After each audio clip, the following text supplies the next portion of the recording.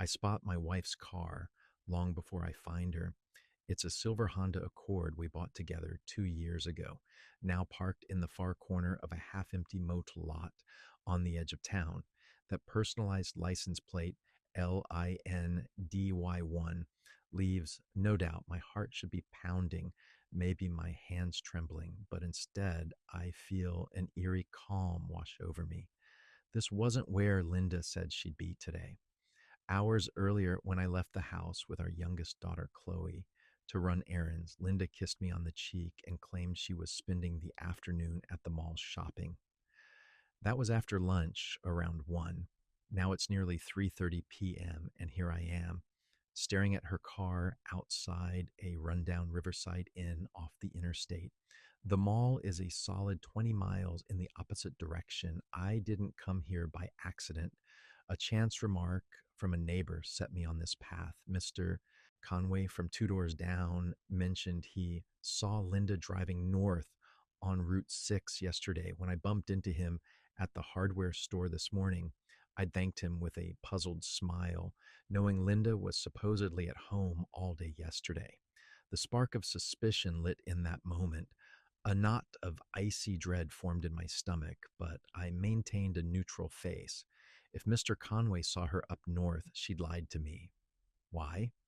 My mind ticked through innocent explanations, maybe a surprise errand or helping a friend, but none fit. Linda had described her quiet Saturday at home in detail when I got back from visiting a client. Something was off. Instead of confronting her with Conway's comment, I decided to verify things for myself. That decision felt strangely automatic, as if some detached part of me took control. I dropped Chloe off at her friend's and told her I'd forgotten something at the office.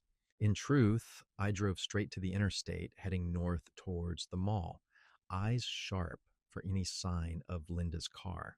I don't even recall feeling anger in that drive, just a steely focus.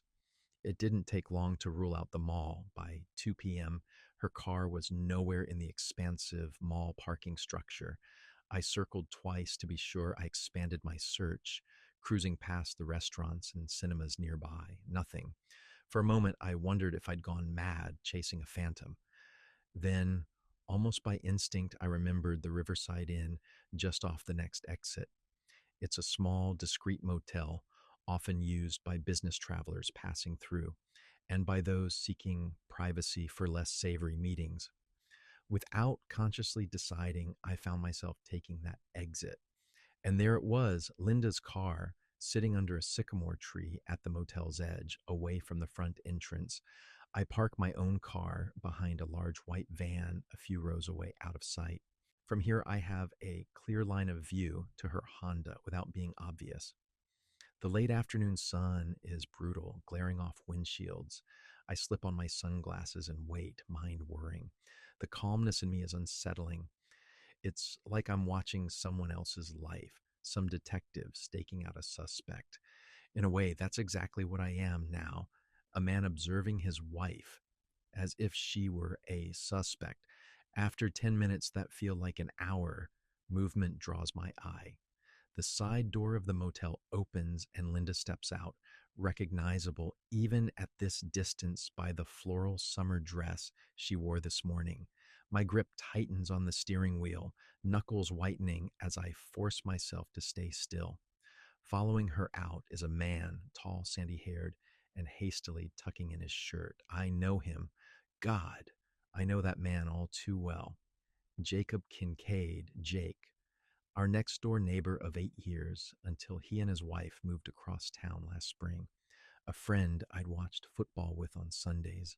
The guy who lent us his ladder to put up Christmas lights. He's walking right behind my wife, zipping up his fly as he trots to catch up to her.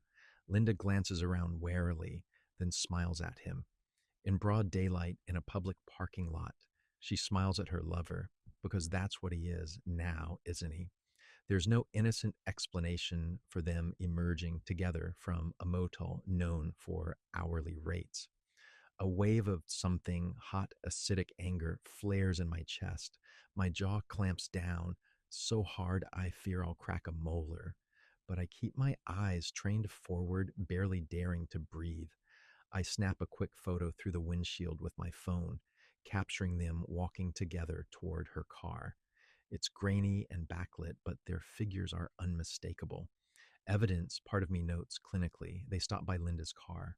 Jake says something I can't hear and leans in. He brushes a strand of hair from her face with practiced intimacy and kisses her. Not a friendly peck or a quick goodbye.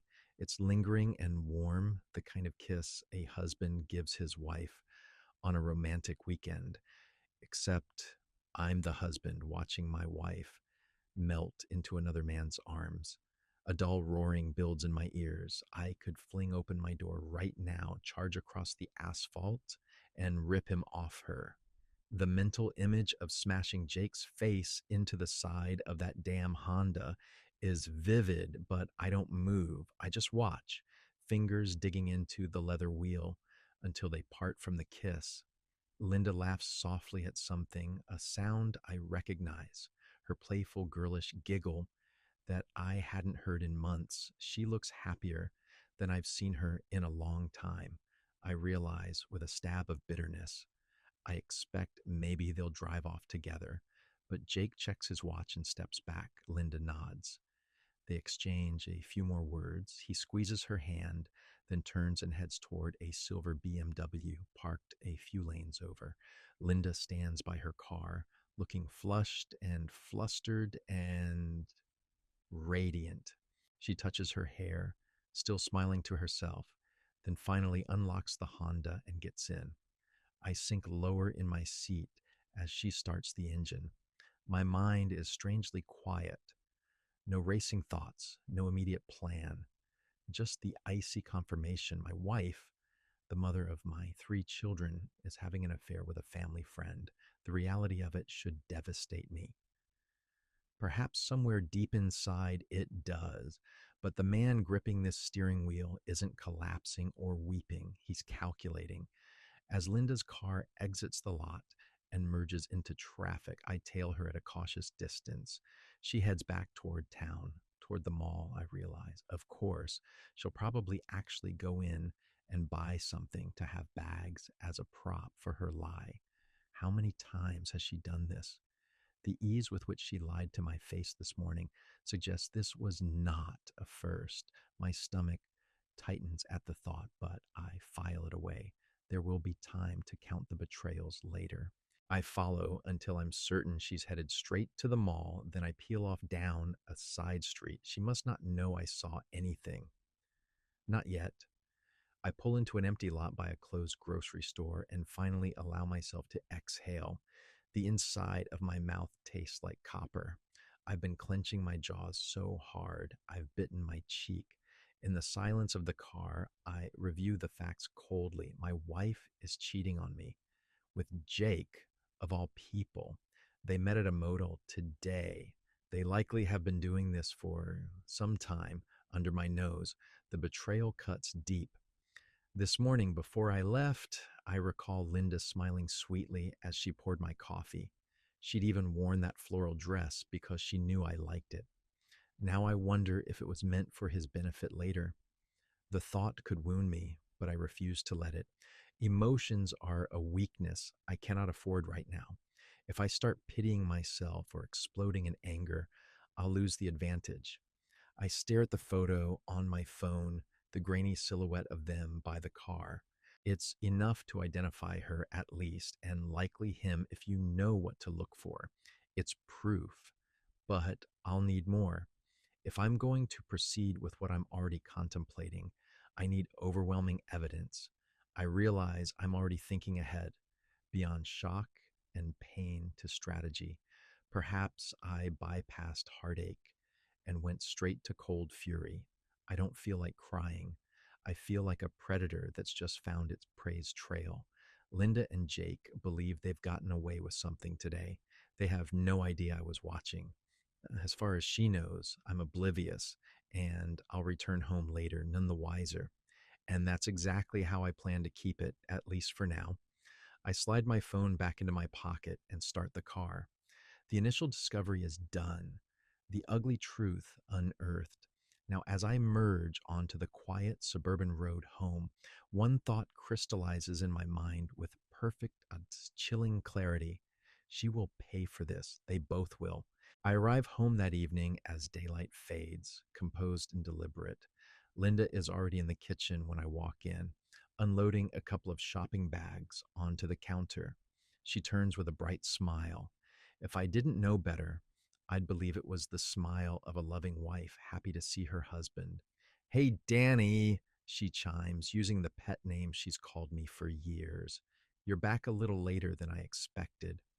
How was your afternoon?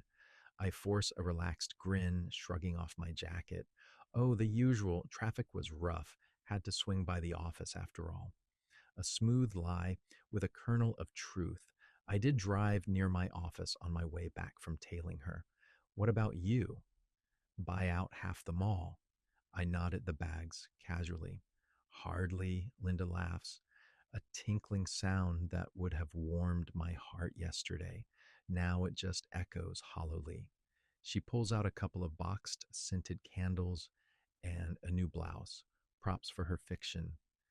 There was a sale at Barnett's. I mostly window shopped, but I couldn't resist these. Nice, I say, stepping closer.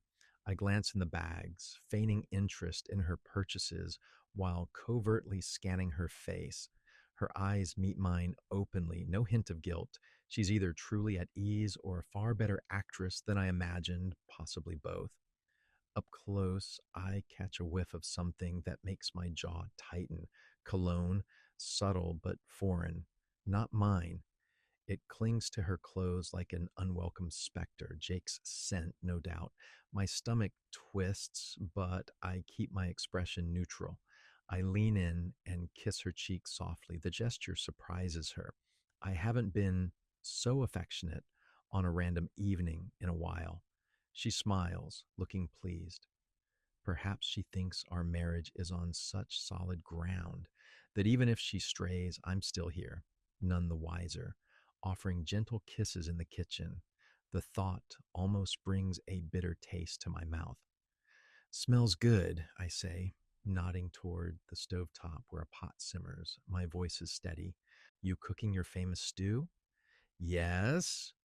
Beef stew. It'll be ready in about 20 minutes, she says. I figured since Chloe's at her friend's and it's just us tonight, I'd make something cozy. She strokes my arm as she moves to stir the pot. Cozy. The irony isn't lost on me. I hum in response and set the table as if everything is normal. We chat about inconsequential things, the neighbor's new puppy digging up gardens, a Netflix show she's binge watching. I even find myself nodding and adding the right words in the right places. Outwardly, I'm the picture of a tired but content husband enjoying a quiet evening with his wife.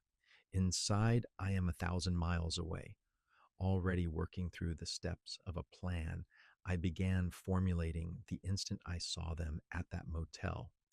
After dinner, I excuse myself to the den under the pretense of catching up on emails. Linda seems happy, even a bit relieved, perhaps because I'm not questioning her day. She kisses the top of my head as I pass by where she's washing dishes. I stiffen involuntarily at the contact, but manage a small smile. My skin crawls where her lips touch me. I wonder if she kissed Jake with that same mouth an hour before she kissed me.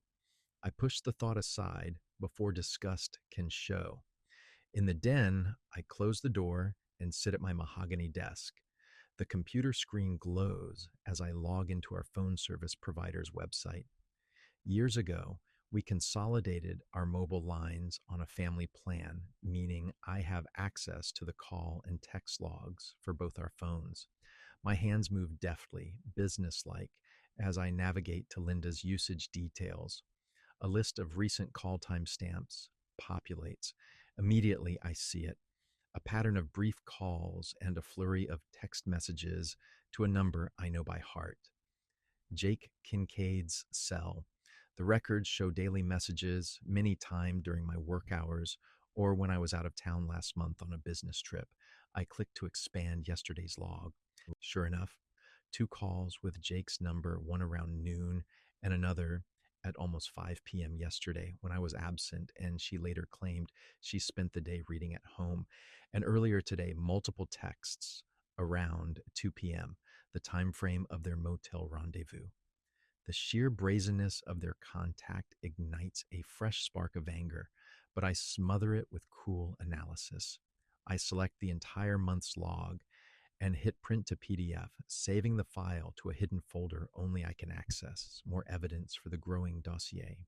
Next, I pull up our joint credit card statement, scanning line by line for any anomalies. Linda handles most day to day purchases, but I review statements monthly. Looking now with new perspective, certain charges stand out. A $200 charge from Riverside Inn about 6 weeks ago on a Saturday when I was visiting my brother. I remember vaguely asking Linda about it at the time. She'd brushed it off as a billing error that got resolved by the hotel after she complained. I'd accepted that at face value. We occasionally had mistaken charges. How convenient, I think bitterly. But the charge is right there, never refunded. Either she lied about the resolution or paid cash on subsequent visits. There's also a jewelry store purchase from 2 months back, something I'd assumed was her buying me a gift for Father's Day. I never did receive any gift from that store, nor see any new jewelry on her. $350 gone, likely for some trinket she gave to him or indulged in for herself under his influence. I feel a muscle tick in my cheek. The financial betrayal, using our money to fund her affair, is almost as infuriating as the physical one. At least that can work in my favor. Courts frown on marital waste like this. I document each suspicious transaction, snapping screenshots and saving receipts. Before leaving the desk, I consider one more thing. I draft a quick email to a private investigator whose name I find through a trusted colleague. I keep it succinct, asking for a meeting and labeling it as a sensitive marital matter. Better to have a professional tail them and gather high quality proof, photos, dates, maybe even recordings, while I maintain my facade at home. I don't intend to give Linda or Jake any opportunity to wiggle out of this with denials. By the time I wrap up my covert computer session, it's nearly 11 p.m. Linda is lounging in the living room, flipping through a magazine. She looks up and smiles softly as I announce I'm turning in. I climb the stairs and go through the motions: shower, brush teeth, change into an old t shirt and plaid sleep pants. When I slide into bed, she's already under the covers. She scoots over and nestles against me, one arm draping across my chest. You feel tense, she murmurs, her hand lightly rubbing my shoulder. Tough day? There's genuine concern in her voice, or at least the convincing sound of it. A bit, I say blandly. Nothing I can't handle. I stare up at the ceiling, willing my body not to recoil from her touch. This is the same bed where we've lain together for over 20 years, the same bed where we conceived our children, whispered our dreams, and held each other through countless nights. Tonight, it feels like a stage set, and I'm performing the role of a husband who's simply tired. Maybe you can sleep in tomorrow, Linda suggests, drawing lazy circles on my chest. It's Sunday. You deserve a break. I simply nod, humming in agreement. My eyes are open in the dark, following the slow rotating blades of the ceiling fan. Her warmth against me is almost unbearable, but I endure it. After a while, her breathing evens out and she slips into sleep, arms still draped over me. I remain awake, mind churning. Any love I once felt in moments like this has been cauterized by what I witnessed today. I lay there staring into the darkness and systematically begin planning the destruction of two people's lives. First thing Monday, I'll meet with the private investigator and then a lawyer. Not just any lawyer. I want the best divorce attorney in the county, someone known for being aggressive and discreet. I'll hand over the evidence I have and follow their advice on the next steps to ensure I come out of this war on top. I also think about Jake. He has no clue what's coming. A part of me craves a direct confrontation, my fist colliding with his jaw, the look of shock and pain in his eyes. But a broken nose will heal. What I intend to break in him will not. His comfortable life, the faithful wife, the respected job as a sales manager, his standing in our community, those can be shattered with a few well placed words and facts. I will choose the time and place to deliver those once I'm ready. Beneath the cool strategy forming in my head, I finally detect the faint stirrings of hurt and heartbreak. The woman sleeping soundly at my side is a stranger to me now, a beautiful liar who smiles and lies about shopping while meeting her lover in cheap motels. The pain is there, yes, an ache deep in my chest that threatens to well up and choke me if I let it. I grit my teeth and bury it. I will not shed tears. I will not wake her with sobs or screams. I refuse to grant her that satisfaction or myself that weakness. Instead, I turn my head and look at Linda's sleeping face in the ambient glow of the street lamp outside our window. How peaceful she appears, as if she hasn't a care in the world. I wonder if she realizes how lucky she's been so far. Lucky that I didn't blow up today and confront them in that parking lot. Lucky that I'm giving her one more night under this roof before everything changes. A cold, sharp clarity crystallizes within me. From this moment on, I'm done being her oblivious, trusting husband. Every gentle touch and cordial word I give her is a calculated move, a step toward her downfall. I close my eyes and finally I sleep deeply without dreams, while next to me lies the woman who has no idea she has unleashed the darkest parts of me. I meet with the divorce attorney, Richard Moss, first thing Monday morning. His reputation as a shark precedes him, and within 5 minutes in his sleek corner office, I understand why. He listens in stony silence as I lay out the situation: 25-year marriage, three adult children, and incontrovertible evidence of my wife's affair. I present the phone records, the credit card statements, even the photo from the motel. Richard flips through each printout, nodding occasionally. When I finish, he steeples his fingers and gives me a thin, knowing smile. "You've done your homework, Mr. Henderson," he says. "This is quite a dossier." "I want this handled quickly and quietly," I reply. My tone is as cold as I feel.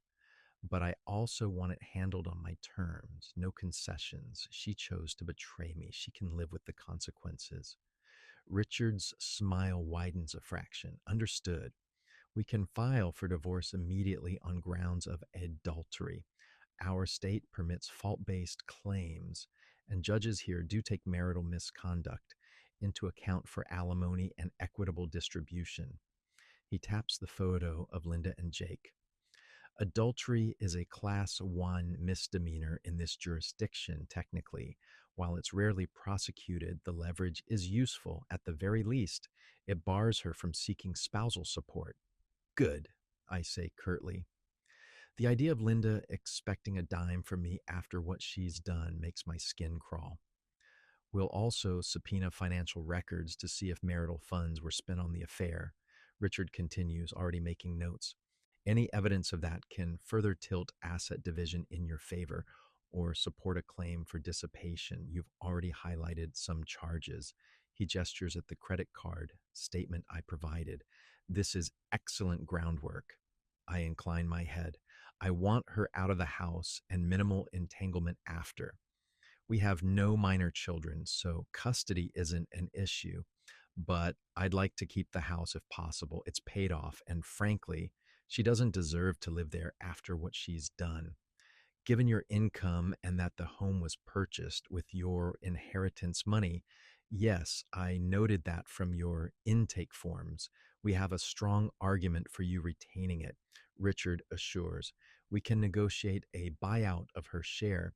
which won't be much if we factor in her fault and the lack of direct contribution on her part. He asks a few more procedural questions, then we discuss strategy. We decide to have Linda formally served with the divorce papers at home later in the week. He advises against giving her any warning. I agree wholeheartedly. A part of me almost relishes the thought of her receiving those documents out of the blue, a proverbial rug ripped from under her feet. She gave me no warning before betraying our marriage. She'll get none before I end it. One more thing, I say as the meeting wraps up. Her lover is an old friend of ours, married. His wife has a right to know what's been going on. Richard's brow lifts slightly. Certainly not a legal matter for us, but I'll handle it, I interject. I have a plan forming for that as well. I stand and shake his hand, locking eyes. I appreciate your discretion. Let's get it done. Next, I contact the private investigator I'd hired. Over the past few days, he tailed Linda and Jake with a thoroughness that impresses even me. He provides a report with time stamped photographs, the two of them meeting for lunch at a secluded park on Wednesday, my golf day when I'm normally out. Another motel rendezvous Friday afternoon when I deliberately left the office early and drove by. Sure enough, there was Linda's Honda again in the Riverside Inn lot. I texted the PI, and he was ready inside, camera in hand. The images he captured of my wife entangled with Jake in a room, taken through a half open curtain, leave no doubt of their intimacy. I feel a flicker of rage seeing those, but quickly convert it to grim satisfaction, evidence as clear as it gets. You've done excellent work, I tell the investigator as I slide an envelope of payment across my desk to him. He nods, packing up his equipment. If you need me to testify or anything, just call, he says. And I'm sorry about your situation. Don't be. My voice is flat. They'll be sorrier. That night, I carefully compile everything: PI photos, phone logs, receipts, and hand deliver a copy to Richard for safekeeping. We are ready to proceed. On Thursday afternoon, I'm at work when Linda is served at home. I know the exact moment it happens because my phone starts buzzing incessantly. 3 missed calls from our landline, then from her cell. I let them ring.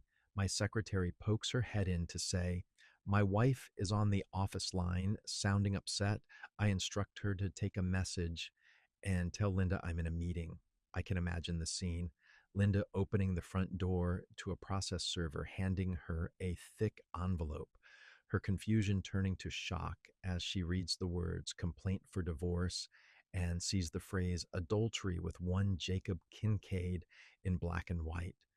I picture her sinking onto the sofa, heart pounding, perhaps the first real consequences of her actions finally crashing down. I don't rush home.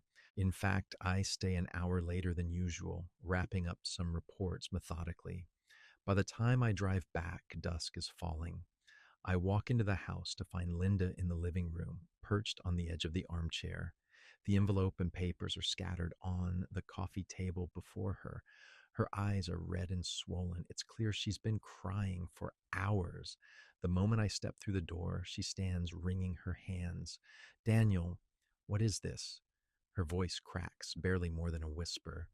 She looks at me as though I'm a stranger, something dangerous. Perhaps I am now. I close the door gently behind me and set my briefcase down with deliberate calm. "It would appear to be divorce papers," I answer quietly. There's no emotion in my voice, just factual finality. She takes a shaky step forward. You, you want to divorce me?" The way she says it as if it's incomprehensible. Anger flares in me that she could still be in denial. "What did you expect?" I reply, keeping my tone icy. A hug and a thank you for stabbing me in the back? Linda flinches like I struck her. "I know I hurt you," she says quickly, tears spilling anew. "But we can fix this?" "Fix this?" I echo, incredulous at her audacity. I step forward into the room. "There is no fixing an affair, Linda. You broke our marriage the moment you decided to spread your legs for Jake. She gasps, a hand flying to her mouth. Perhaps she's shocked by my vulgarity. I've never spoken to her that way. But I feel nothing but cold contempt now. Please let me explain. Scream. She begs, voice hitching. It just happened. It was a mistake. A mistake? I bark out, a mirthless laugh. No, forgetting an appointment is a mistake. Dropping a glass is a mistake. Carrying on a planned, repeated affair for months is a series of conscious choices, not a mistake. I spit the word back at her. She's openly sobbing now, tears streaming down her face. I I was lonely, Daniel. You were always working or busy. The kids moved out, and I felt invisible. Jake paid attention, and I fell into something before I realized. Her words tumble out in a desperate rush. It's the typical script: blame loneliness, my work, empty nest, excuses to soften her guilt. Stop. My voice cuts through her sniffling explanation. Just stop. I've heard enough. I stare at her with steely eyes. You're trying to justify betraying me, betraying our family. Do you think blaming me for working too much will absolve you? She shakes her head furiously. No, no, it's not your fault. It's mine. I take full responsibility. I swear. I was so wrong, Daniel, but I love you. I've always loved you. She steps closer, reaching out as if to touch me, but I hold up a hand to keep distance. Loved me? I repeat, low and bitter. Don't cheapen that word. People don't cheat on those they truly love. Let's be clear. Whatever love you had for me died the moment you started sneaking around with him. That's not true, she cries. It never meant I didn't love you. I was confused. I never stopped caring about you. I feel a surge of disgust. How dare she stand there and claim love while reeking of betrayal? I notice she's still wearing her wedding ring, a symbol rendered meaningless. My own band remains on my finger, but not for long.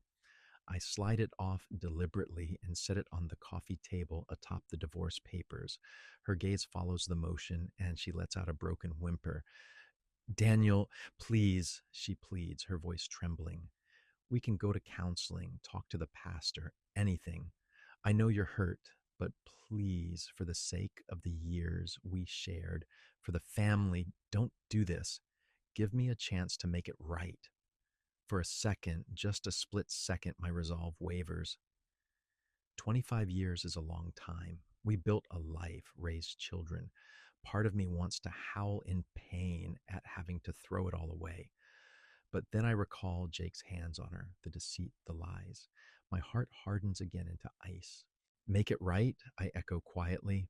How exactly do you propose to do that, Linda? You can't unsleep with him. You can't unbreak my trust. And you sure as hell can't rewind time and undo months of lies. The woman I loved, the faithful wife I thought I had, is gone. You killed her. All that's left is a stranger who shares the same face. She is sobbing uncontrollably now. I can be her again, she chokes out. I can earn back your trust, I swear. I will do anything. I'll cut off all contact with him. I'll devote every day to making you forgive me. Please, Daniel. She tries to kneel at my feet, but I step back, repelled by her display. Stand up, I say coldly. Have some dignity. Linda slowly rises, hugging herself, tears still flowing. I harden my heart against the pitiful sight. This is the same woman who gleefully laughed with her lover behind my back. I remind myself of that fact to stay resolute. I I know I don't deserve it, she whispered, but I'm begging you, please don't end us like this. I love you. I love our family. I was weak and stupid and selfish, but I can change. We can get past this. I know it. Other couples survive this kind of thing. Her voice is frantic with hope and desperation. We are not other couples, and I have no interest in surviving this by papering over the infidelity. I reply, voice sharp. The marriage is dead, Linda. You killed it, and now you have to live with that. There will be no counseling, no forgiveness, and no reconciliation. Each word lands like a blow. She staggers as if physically struck. For a moment, her sobs subside, and she just looks at me, eyes wide and filled with despair. What about the kids? She whispers. What will we tell them? What about holidays, grandchildren someday? Do you really want to break everything apart? I clench my jaw. You should have thought of the kids before you slept with a family friend. But since you ask, I'll tell them the truth. I'm not the one who wrecked our family. You are. So you can explain to them why their lives are being upended. Linda covers her face with her hands, crying anew. Oh God, oh God, what have I done? She moans through her palms. Her self pity at this stage irritates me more than anything. I glance at the staircase. Chloe stands there on the bottom step, barefoot in pajamas, drawn by the sound of her mother's sobs. My youngest daughter's face is pale and stricken, her eyes shiny with tears she hasn't yet shed. How long has she been listening? Dad? Mom? Chloe's voice quavers in the silence that fell between me and Linda. What's going on? Linda whips her head around, hastily wiping her cheeks. Oh, Chloe, honey, she starts, voice trembling. I step forward, raising a hand to stop Linda. I'll be damned if I let her spin this. Come here, sweetie, I say to Chloe, softer than I've spoken all evening. Reluctantly, she approaches, glancing warily between her distraught mother and my stony face. I place a steadying hand on her shoulder. Your mother has something to tell you, I say, gaze locked on Linda. My wife, soon to be ex wife, looks at me with panic. She wasn't prepared to involve the children so soon, perhaps hoping to keep them in the dark. Too late for that. Mom? Chloe presses, her voice small. Tell me what? Linda opens her mouth, but no words come out, just a ragged sob. She sinks onto the couch, shaking. I feel a brief pang at her misery, but I harden myself. I'll tell you then, I say quietly. I gently turn Chloe to face me. I'm sorry, baby. I never wanted you to find out like this. Linda lets out a muffled wail at my words, but I continue. Your mother has been unfaithful to me. She's been having an affair. Chloe's eyes widen, brown pools of shock. For a moment, she just blinks as if she didn't hear right. What? It comes out as a gasp, as it's true, I say, steady and sober. I discovered it and I filed for divorce. No, Chloe whispers, turning toward her mother. Mom, no, that's not. You wouldn't. Linda finally finds her voice, reaching pleadingly for our daughter. Chloe, I made a terrible mistake. Oh my God. Chloe steps back as if scalded, pressing a hand to her mouth. Tears brim over now. How could you? Her voice cracks with hurt. How could you do that to Dad? To us? I'm so sorry, Linda weeps. I never meant to hurt you or anyone. You didn't mean to? Chloe's face contorts with anger I rarely see in her. You're the one who always taught us to be honest, to be loyal, and you cheated on Dad. She's practically shouting now. How long? With who? Linda is sobbing, too hard to answer immediately. I squeeze Chloe's shoulder. It doesn't matter, honey, I interject quietly. Long enough. And it was with Jake. I can barely say his name without venom. Chloe's jaw drops as she processes that extra betrayal, the friendly neighbor, practically an uncle figure. Mr. Kincaid from next door, she utters in disbelief. He and his wife were at our 4th of July party last year. The realization seems to hit like a physical blow. She wraps her arms around herself as if holding in pain. Then she fixes Linda with a shattered look. Mom, how could you do this to Dad? I I can't even look at you right now. Chloe turns and stumbles straight into me, burying her face in my chest. I hold her tight as she begins to sob. My own eyes burn at the sight of my baby girl in pain, but I blink any moisture away. I need to stay strong. Linda reaches toward us. Chloe, please, I never wanted to hurt you. I love you. Stop it, Mom, Chloe snaps, clinging to me. You promised us our whole lives that we were a family, that you and Dad were solid. You lied. Her words come out muffled against my shirt, but each one is laced with fury. I don't understand. Let's go, honey, I whisper to her. Glaring at Linda, I add, I think it's best if we all take some time. Nothing more can be solved tonight. My voice is final. Linda looks devastated, but she nods weakly, perhaps relieved to have a reprieve from this confrontation. I guide Chloe upstairs, leaving Linda collapsed on the couch.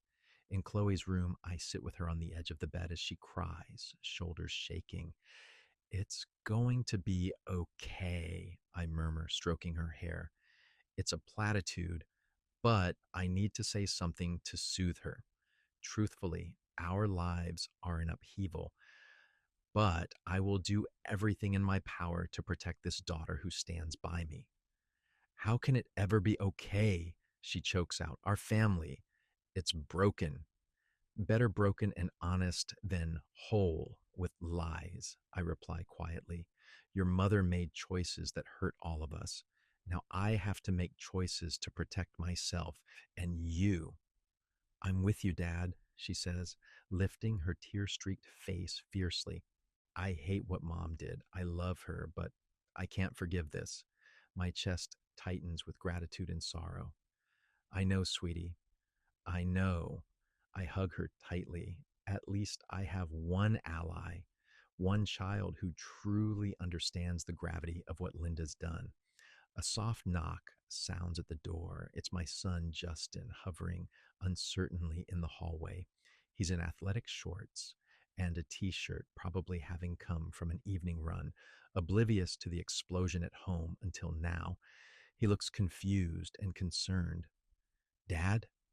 Chloe? What's going on? I heard yelling. Mom's downstairs crying and won't talk to me. Justin's eyes flick between us. Seriously, what's happening? Chloe sucks in a breath and dashes away a tear. I nod to her. She slips past her brother, casting him an anguished look, and disappears down the hall, likely to avoid more painful discussion. Justin steps into her room, brow furrowed. Sit down, son, I say, steeling myself to repeat the nightmare once more. He perches on Chloe's desk chair. In a measured tone, I lay it out plainly: his mother's affair with Jake, my decision to file for divorce, the fact that I'm done with the marriage. I relay the facts with as little emotion as possible. Justin listens, jaw hanging, eyes growing wider. When I finish, he lets out a low whistle, as if I just recounted a tragic news story about strangers. Well, damn, he says, running a hand through his hair. I mean, that sucks. But divorce, Dad? You're really going through with it? Yes, I reply firmly. I won't stay married to someone who betrayed me like that. Justin nods slowly, glancing toward the hallway where Chloe fled and toward the stairs. I get that you're pissed, believe me. I'd be furious too, but he hesitates, then continues, I don't know, maybe you could think about it a little? I mean, you and Mom have something rare. Everyone always thought you were the perfect couple. She messed up big time, sure, but people do. It doesn't have to be the end if you don't want it to be. I stare at him. She messed up? Justin, your mother carried on with another man repeatedly behind my back. That's not a minor mistake. It's a fundamental breach of everything our marriage was built on. He leans back, hands raised slightly in a placating gesture. I know, I know. I'm not saying it's okay. I'm just saying maybe you could forgive her. Eventually, people forgive affairs and move on sometimes. Families stay together for the greater good. I mean, you've got so much history, you and mom. Do you really want to throw it all away?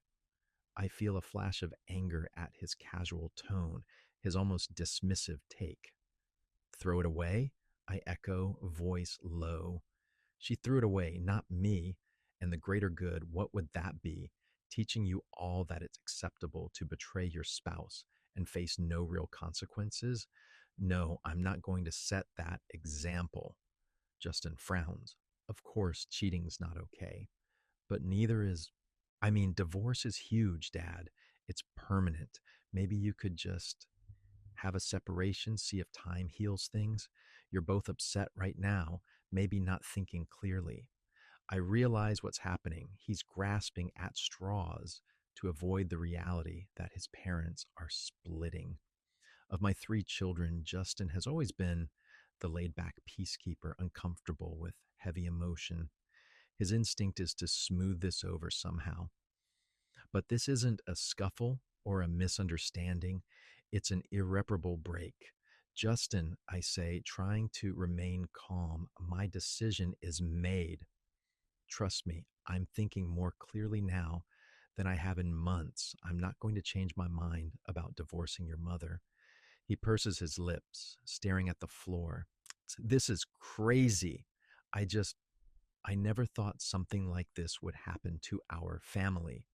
He shakes his head. If you go through with it, nothing will be the same.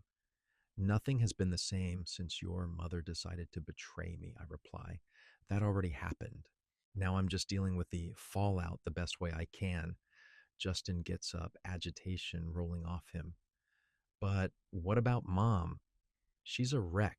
She knows she screwed up. You're not even going to give her a chance. She had plenty of chances to think about our marriage before jumping into bed with Jake, I snap. And this isn't just about me and her. I'm also doing this for myself. I have some self respect left, and I won't be one of those pathetic husbands who tolerates infidelity to keep up appearances. My words come out harsher than intended, but I'm beyond caring. Justin's expression hardens. So that's it. You're just going to burn it all down. Fine. He moves toward the door, then turns back with a challenging look. You know, not everyone sees cheating as the end of the world. A lot of marriages go through it and come out stronger. Something about his tone, almost flippant, as if I'm overreacting, ignites my temper fully. I stand up, eyes narrowed. Be very careful with your next words, son. Are you defending what your mother did? No, he says quickly, but I guess I don't see why you're willing to nuke our whole family over it. People make mistakes. You're acting like everything mom ever did was worthless because of this one thing. The disrespect and naivety in that statement is the final straw. All the cold control I've maintained starts to slip. This one thing, this affair, wasn't a momentary lapse, Justin. It was a months long deception. It destroyed my trust. If you can't understand why that ends a marriage, then I have failed to teach you basic honor and commitment. My voice trembles with restrained fury. He crosses his arms, jaw tight. I understand it was wrong, but I also think throwing mom away like garbage is wrong too. She's been an amazing mother and wife apart from this. She doesn't deserve to be exiled and alone for one stupid decision that got out of hand. My vision almost tunnels. Throwing her away like garbage? She's the one who threw us away. And frankly, she will face the consequences of that. If being alone is one of them, she should have thought of that before. Dad, come on. He starts, a note of frustration in his voice. I cut him off, voice rising. No, you come on, Justin. Your mother betrayed me in the most personal, hurtful way. I owe her nothing now, not my sympathy, not my patience, and certainly not my continued marriage. If you can't support me in that, then perhaps you should go and join your mother. A silence falls. My words hang heavy between us. Justin's face contorts in anger and hurt. Maybe I will, he mutters. I'm not going to sit here and watch you punish her forever. Then go, I say coldly, pointing toward the hallway. My heart drums painfully, but my resolve is unyielding. If you think what she did is something to gloss over, then you don't understand the values I tried to instill in you. Perhaps you belong with her since you both seem to think vows are optional. His eyes flash. That's not fair. I'm not the one who, enough, I snap. I've made my choice. Make yours. You want to side with your mother, go ahead. But under my roof, I won't be disrespected or second guessed for refusing to forgive the unforgivable. Justin stares at me, breathing hard. For a moment, I wonder if he'll lash out or argue more. Instead, he presses his lips together and gives a curt nod. Fine. He turns on his heel and leaves the room. A minute later, I hear his footsteps thundering down the stairs. I follow to the top of the landing. Where are you going? I call down. Out, he says, flatly grabbing his car keys from the entryway table. I suspect he's going straight to find his mother or sister wherever they've gone. Linda isn't in the living room. Likely she fled to the bedroom or out of the house entirely once Chloe and I left the room. Go cool off then, I reply, and think long and hard about what you actually stand for, Justin. He shakes his head, yanks open the front door, and slams it behind him. Moments later, I hear his car roar away. I stand alone in the foyer, hands balled into fists, trembling with residual adrenaline. That might not have been the most diplomatic exchange, but a part of me is grimly satisfied. I drew my line in the sand and I will not retreat from it. If my son cannot comprehend why I'm doing this, so be it. I'm prepared to be vilified by anyone who wants to make excuses for Linda, including our own children. Upstairs, I find Chloe sitting quietly on her bed, knees to her chest. She looks up, eyes puffy. I heard you and Justin, she says softly. I'm sorry, I sigh, sitting beside her. I didn't want to drag you kids into our fight, but it's happening. She nods, wiping her nose. He doesn't get it. He's always been closer to Mom. I'm sorry he was so rude. He's in shock, like all of us, I reply, though privately I seethe at his attitude. I put an arm around her. It might be best if your brother goes with your mother for now. If that's where he wants to be, Chloe nestles against me. So it's just us then. For now, yeah, I say, kissing the top of her head. It's how the fault lines have broken. Linda with two of our children trying to hold together some semblance of moral high ground. Me with the youngest who still sees clearly right from wrong. A part of me aches at how thoroughly our family has fractured, but another part, hard and unyielding, tells me this is the price of justice. Linda's treachery did this. I'm simply refusing to paper over the cracks. 2 days later, on a cool Saturday morning, Linda comes by the house to collect some belongings.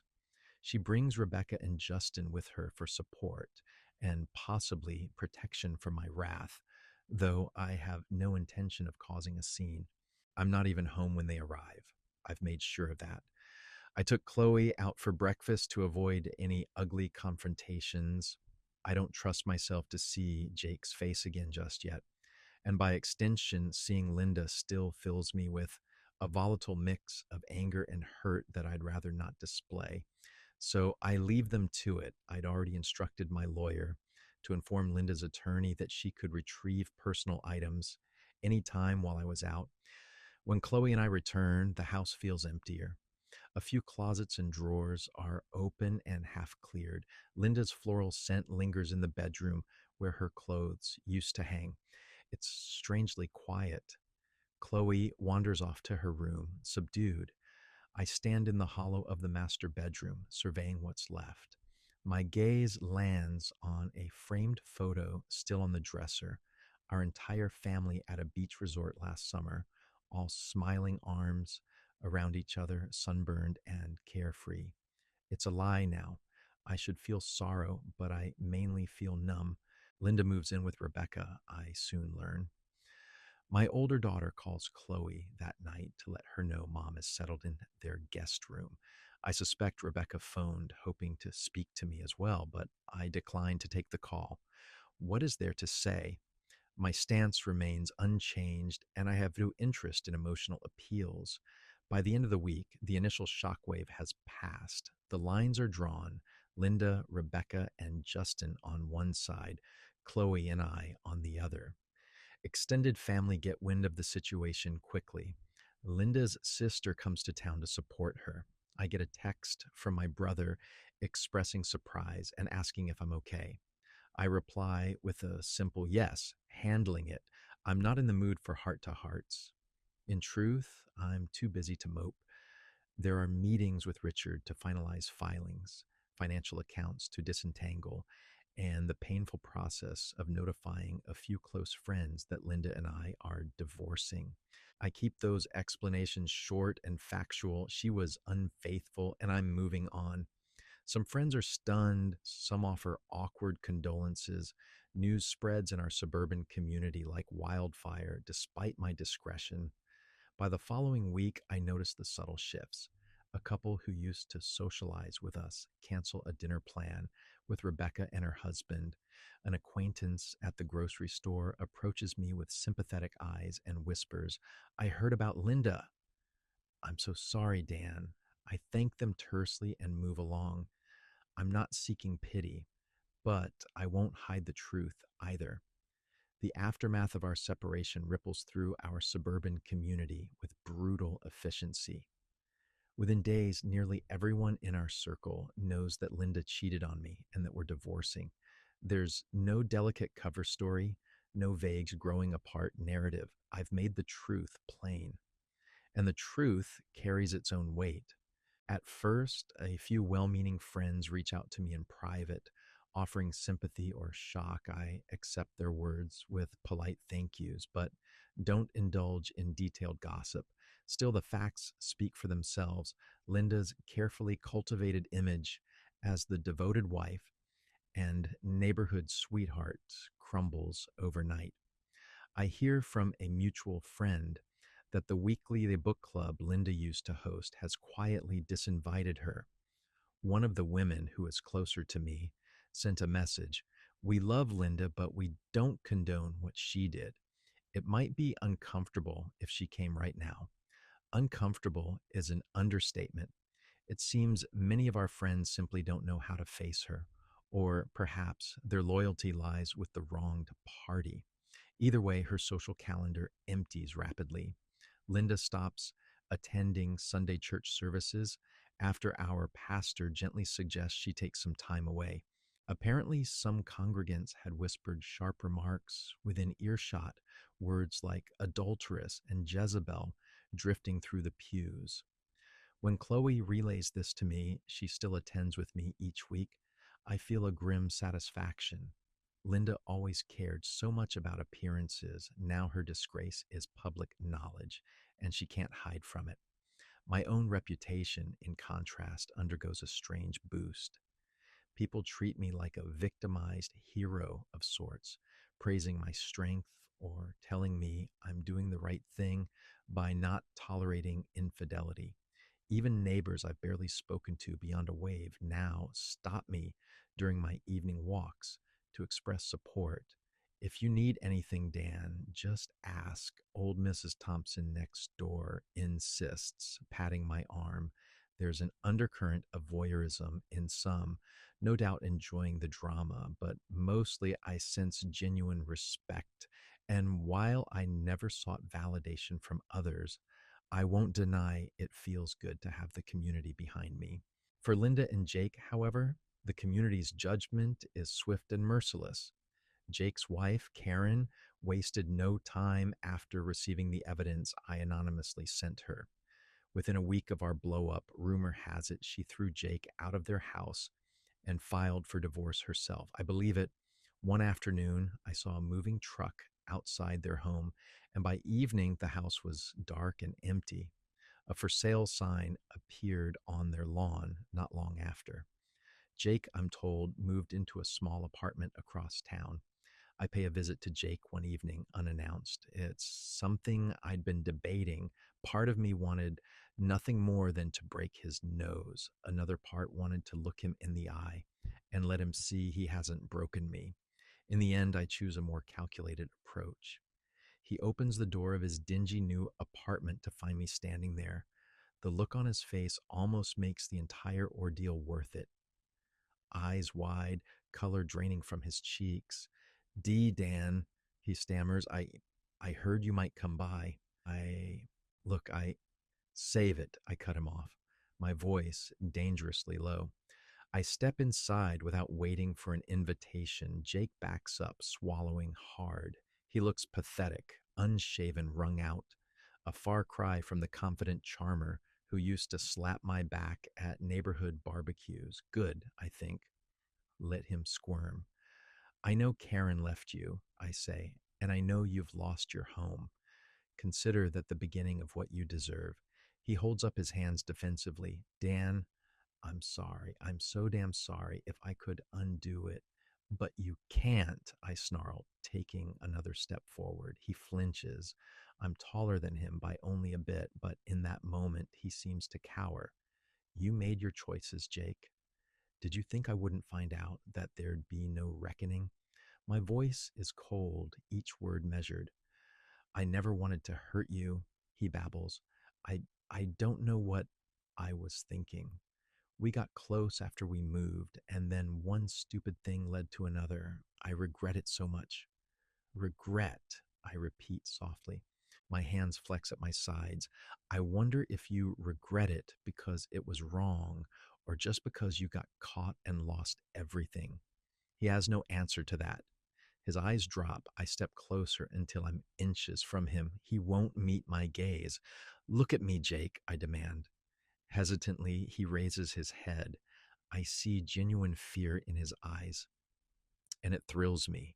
If you ever come near me or my family again, if you ever so much as speak my name, you'll wish the worst you suffered was divorce and moving out.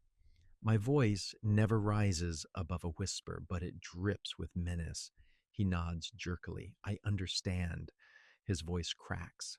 I stare at him a moment longer, letting silence and the weight of the threat sink in. He averts his eyes again, a faint tremble in his posture. This man who once so casually violated my trust is now afraid for his skin, and he should be. One more thing, I say as I turn to leave. Whatever fantasy you and Linda had about being together openly, forget it. She's not interested now that the bubbles burst, and even if she were, you two deserve each other's misery, not some happy ending. He actually looks pained at that, but I don't linger to analyze his reaction. I walk out, leaving his door open behind me. I doubt he'll dare close it until I'm well out of sight. True to my warning, Jake all but disappears from our community. By the next month, I hear through the grapevine that he quit his job at a local dealership and left the state entirely. Some say he went to stay with a cousin in Colorado. Others whisper he's too ashamed to show his face. I don't particularly care where he went, only that he's gone.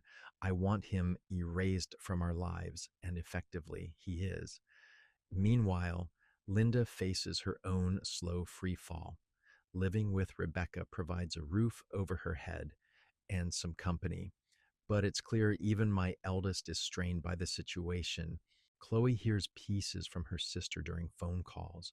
Apparently, Linda spends a lot of days holed up in bed, crying or staring at old photo albums. She's lost weight. Her clothes hang on her. She tried to return to her part time job at the real estate office, but clients who knew of the affair grew chilly, and her supervisor gently suggested a leave of absence. In plain terms, her presence had become a distraction. Mom's not doing well, Chloe murmurs to me one evening after hanging up from a call. We're sitting at the dinner table, picking at a delivery pizza. A new routine, since cooking for just two often feels like more trouble than it's worth. Becca said she hardly gets out of the house. She just cries a lot and she keeps asking about you. She wants to know if you're okay, if you're eating. I take a sip of water, digesting that. If she's truly concerned about my meals, she can rest assured I'm fine. You can tell her that. Chloe looks at me with a mixture of sadness and subtle reproach. I think she's hoping you'll, I don't know, soften up, maybe talk to her. A humorless chuckle escapes me. Talk to her? After everything? Dad, I know. Chloe pushes her pizza crust around her plate. I'm still angry at her too, but hearing how miserable she is, it's hard. She's still my mom.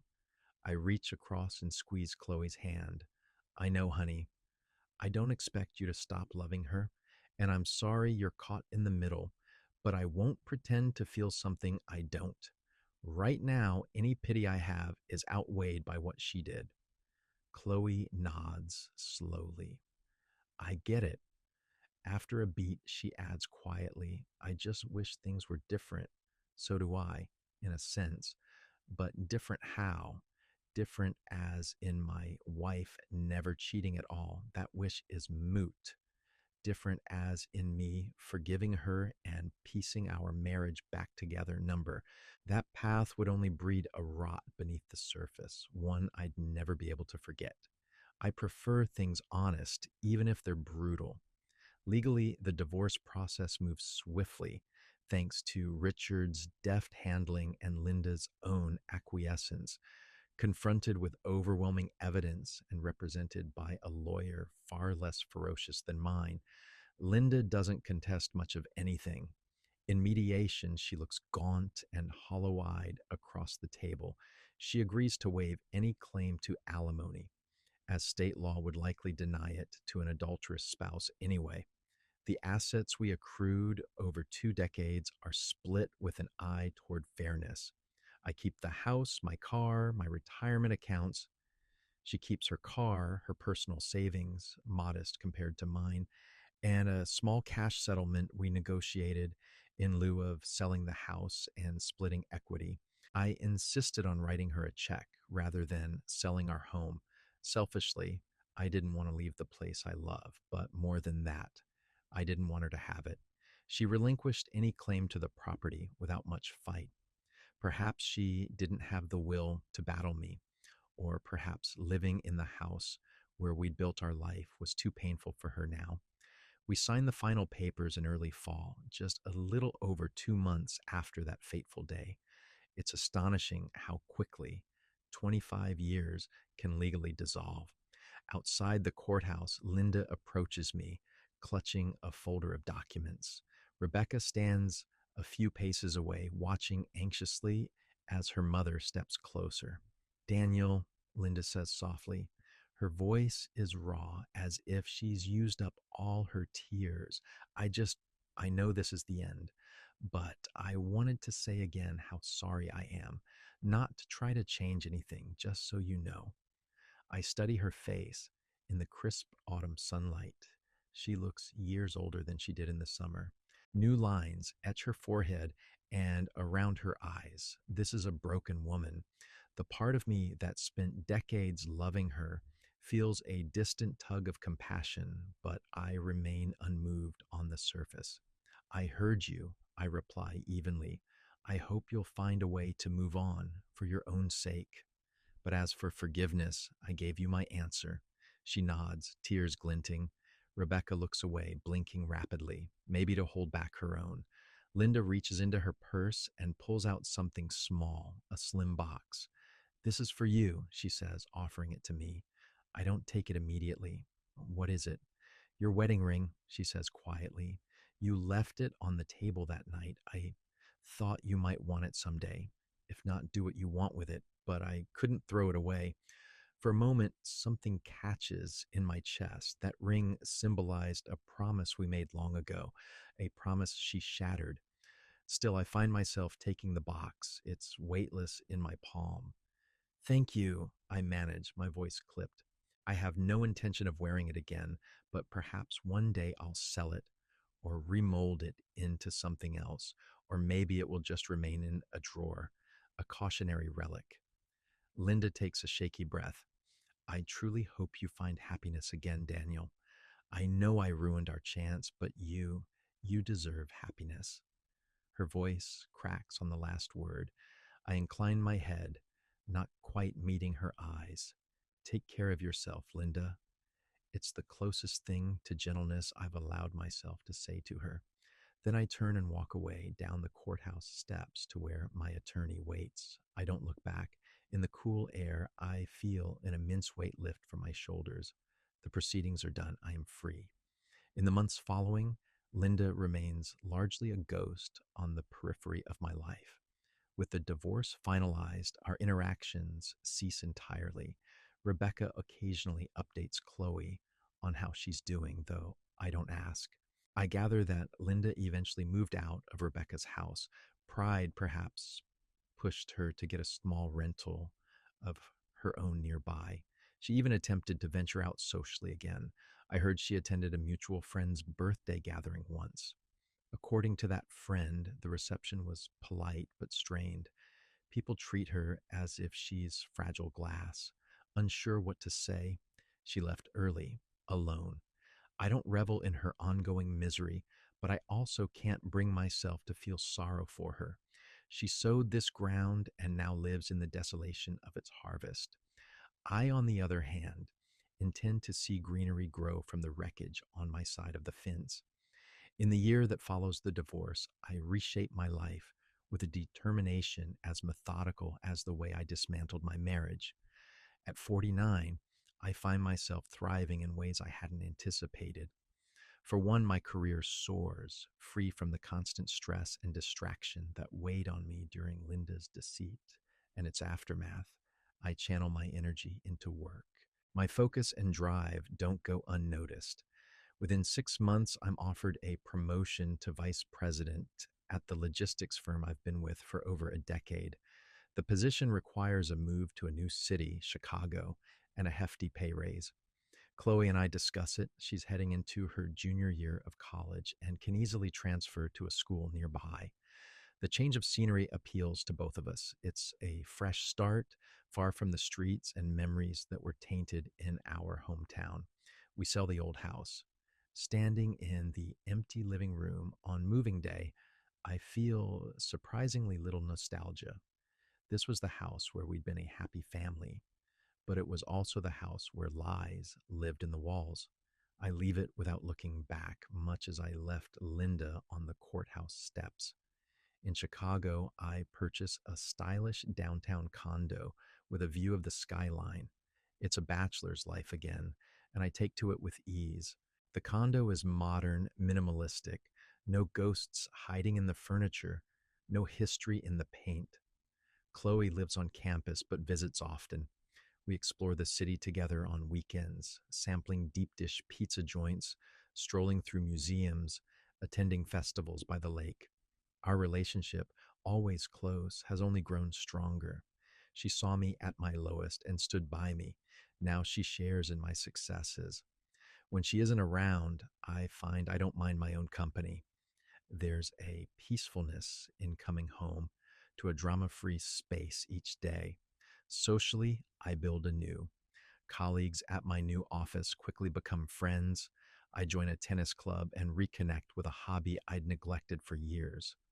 I even find myself hosting barbecues on my condo's rooftop terrace, smaller gatherings than the sprawling neighborhood parties of old, but filled with genuine laughter and camaraderie. These people know me only as Dan, the affable guy from work or the friendly neighbor in 8B. They have no idea of the saga I went through, and that's refreshing. I'm not that poor man whose wife cheated here.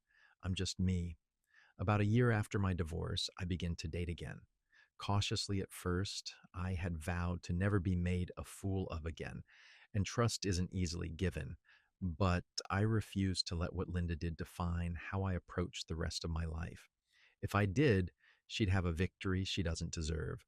So when I meet A warm, intelligent woman named Karen, a different Karen, I note Riley. At a charity fundraiser my company sponsors, I allow myself to be intrigued. She's an event coordinator, divorced as well, with a quick wit and a smile that reaches her eyes. Our first conversation flows effortlessly over cocktail shrimp and sparkling wine. By the end of the night, I've asked for her number. Dating in middle age is a different game, but surprisingly enjoyable. Karen and I take things slowly. On our early dates, over jazz concerts in the park or dinners at cozy bistros, I'm transparent about my past. I tell her I'm divorced and vaguely that it ended due to infidelity. She nods with understanding. Her own marriage ended for similar reasons, as it turns out. There's a refreshing lack of pretense between us. We both know the scars that betrayals leave, but rather than wallow in them, we share what we learned. Trust, we agree, will have to be earned gradually, and that's fine. We have all the time we need. Over the months, Karen earns that trust. One evening, nearly 2 years after my world fell apart in that motel parking lot, I find myself cooking dinner with her in my condo kitchen. She's chopping vegetables, I'm grilling salmon, and we're laughing about something silly, an inside joke that has developed between us. She moves about the kitchen with an ease that signals how comfortable we've grown together. I catch myself watching her and realize I'm feeling something I haven't in a very long time: genuine happiness, uncomplicated by suspicion or pain. It's a quiet, profound contentment. After dinner, we sit out on my balcony overlooking the twinkling city lights. Karen leans into me, her head on my shoulder, and I wrap an arm around her. In that peaceful silence, I reflect on how far I've come. 2 years ago, I was a man in agony, my life as I knew it burning down around me. I walked through that fire with purpose, and now here I stand. No, here I recline, with a woman I respect and care for deeply at my side, a bright future ahead of me. Penny for your thoughts, Karen murmurs, noticing my quiet. I smile, just thinking about how lucky I am. She smiles back and squeezes my hand. There's no shadow in her eyes, no hidden agenda. I've learned to read people more keenly, and all I see in her is warmth. Later that week, I get an email from Rebecca. It's brief, a few hesitant lines asking how I am, mentioning she heard through Chloe that I'd moved and was doing well. She says she misses me and hopes we can talk soon. I stare at the message for a long moment. I recall the bitterness on her face, the day she helped her mother pack up and leave, how she wouldn't even say goodbye to me then. That was a lifetime ago, it seems. I'd been adamant about cutting off anyone who sided with Linda, but time and success have given me perspective. I'm no longer the raw, wounded man who banished half his family in a moment of justifiable rage. I'm stronger now, and I can afford a little mercy. I don't reply immediately, but I do eventually. I write to Rebecca that I'm well and that I'd be open to meeting for coffee when I'm back in town, visiting Chloe, or if she ever comes to Chicago. It's a small olive branch. Whether she'll take it, I don't know. But offering it costs me nothing, and maybe, just maybe, one day our relationship can be rebuilt on new terms. What matters most to me is that I rebuilt myself. I didn't just survive what happened, I mastered it. I forged the chaos and pain into something productive, a better career, a healthier lifestyle, and a new love founded on honesty and mutual respect. Sometimes, late at night, I'll dream of the life I had before: the house, the family dinners, Linda's smile as I came home from work. It feels like recalling a movie I once saw, starring actors I once admired, but who disappointed in the end. I wake up and look at the reality around me: the sleek furniture of my condo, the loving woman breathing softly beside me, and I feel no regrets. I chose the cold, sharp path when betrayal confronted me, and it led me here, to a life of my own making on my own terms. In the end, I won. I won my freedom, my self respect, and the chance for real happiness down the road. And that is a triumph I intend to savor every single day.